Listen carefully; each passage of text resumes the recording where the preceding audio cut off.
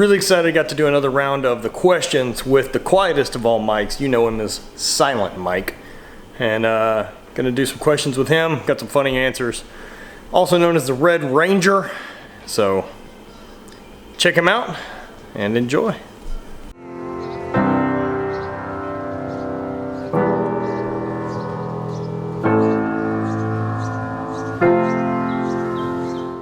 What's up, guys? My name is Mike Farr. Most people know me as Silent Mike. I'm a powerlifter, podcaster, and YouTuber from Sacramento, California.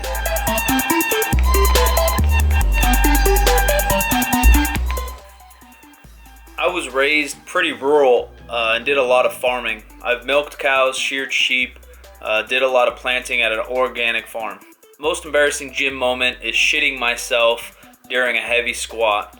Basically just shit all over my pants, uncontrolled.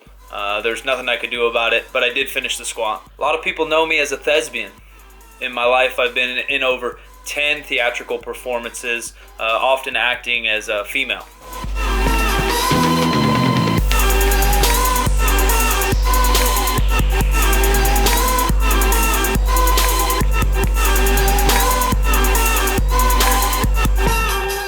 The main thing that really attracts me to strength sports, powerlifting, the gym in general, is just the immediate satisfaction that you got better. You can go and shoot free throws or go to the batting cage or go to the golfing range, practice your craft and get better, but it doesn't quite manipulate you or physically manipulate you the same as training does. You can leave a training session and know, I got better, this is going to grow, this is going to get stronger. Next week I'll be able to do more weight or more reps or more sets. So it's just the most basic form of self-improvement that really attracts me to the sport. On top of basically everybody wants to look jacked, right?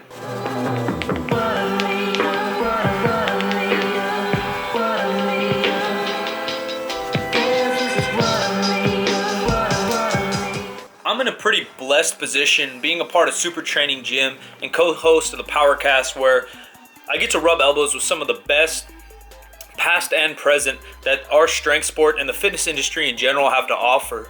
So I get to rub elbows with some of the most knowledgeable people ever, get tips, train with, be in regular day-to-day conversation with people like Ed Cohn, Chad Wesley Smith, Stan Efferding, people I've learned a ton from and who constantly inspire me to do better in and outside of the gym. But the most inspirational person in my career is probably Mark Bell, my friend, mentor, boss, training partner. He's taught me more about just working, grinding, sacrificing for the unknown. Work as hard as you can today, tomorrow, every day for years and years and years, not knowing what the outcome may be. It may be awesome, something great may come of it, or something not so awesome may come of it, but either way, you have to put your head down and just chip away at that stone.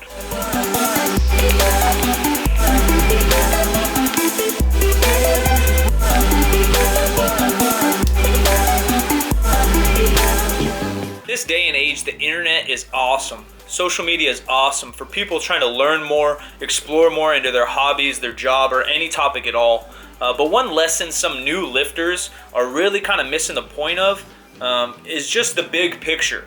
People are always worried about high bar, low bar, what supplement that guy's taking, what program that guy's running, what shoes that guy wears, what knee sleeves that guy wears. You should probably wear slingshot knee sleeves. But you just gotta look big picture. What I tell people is bench, squat, and deadlift for the next 10 years without getting injured, and you'll end up looking pretty good and being pretty strong. Focus on eating good whole foods, lean proteins. Occasionally, you gotta live, have a drink, have a dessert, but big picture stuff, right? If I'm 85% hitting all my training sessions, working hard in the gym every single time, getting all my meals, eating all my protein, my results are gonna be good. Rather than focusing on what supplement I need to take, getting all my carbs in pre-workout or post-workout, or whatever the case may be. Big picture, guys. Consistency.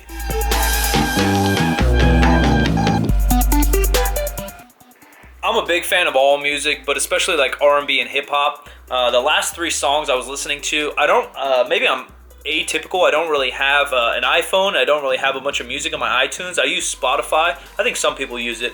But normally I just go by playlist. I don't really have any songs downloaded or anything. But this was on the way to the gym. I was just chilling, listening to 90s hip-hop. And the last 3 songs were The Humpty Dance by Digital Underground, Shimmy Shimmy Ya by Old Dirty Bastard, ODB, and Poison by Bell Biv DeVoe.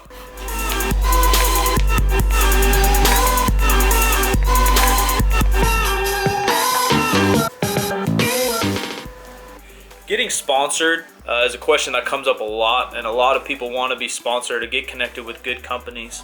There's kind of 2 things that come to my mind. One is you have to put yourself out there. If you don't have social media, it's kind of a necessary evil. If you don't do seminars, if you don't do coach a lot of classes or a lot of athletes, if you don't compete, if you don't do YouTube or a podcast or Twitter, if you don't kind of have something, there's no real reason for a company to want to back you or sponsor you. Number 2 is just a network.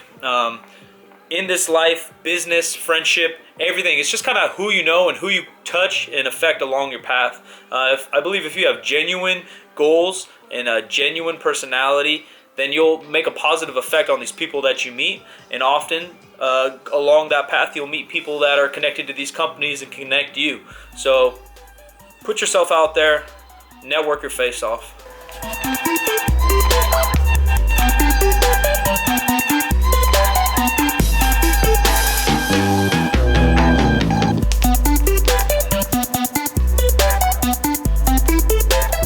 A lot of people ask me how Mark chose me to be his wingman or his assist man, the Black John Stockton, how to be his right-hand man. Basically, it just started by me asking and then working my tail off. I think working hard, learning and observing can get you a long way. My name's Silent Mike, basically, because when I joined Super Training, I just wanted to learn my environment.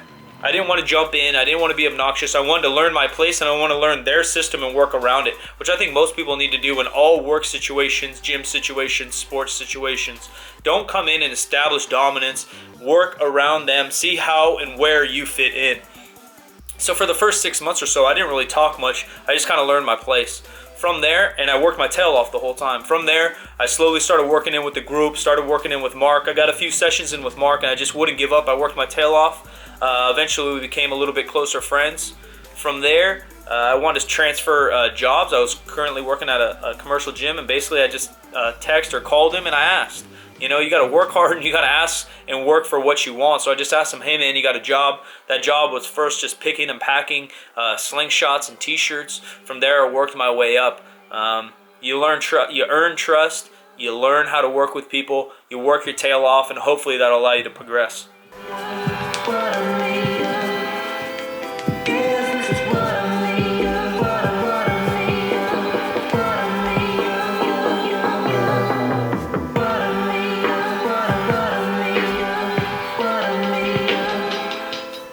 My boy Omar Asmuff is very, very high maintenance, but he is very, very handsome.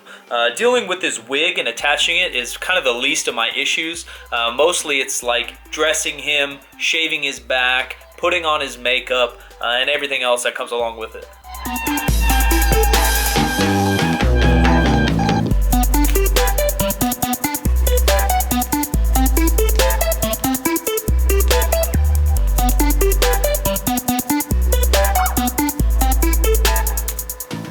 Being a member at Super Training is an awesome experience. There's characters from every walks of life and every type of person, ethnicity and background that you can find and imagine. It's a little bit like a frat. It's a little bit like a brotherhood, like a very dirty, gross, fucked up brotherhood. Sometimes you'll be setting up for a bench, or I'll be setting up to lift off for someone on the bench, or loading their weights, and at the corner of your ear across the room or in the bench next to you, you hear people talking about grandma porn, or people with 2 or 3 wieners, or what kind of porn they watched last night, who their favorite porn star is. So you get to learn about a lot of walks of life, a lot of different topics besides lifting weights and getting jacked.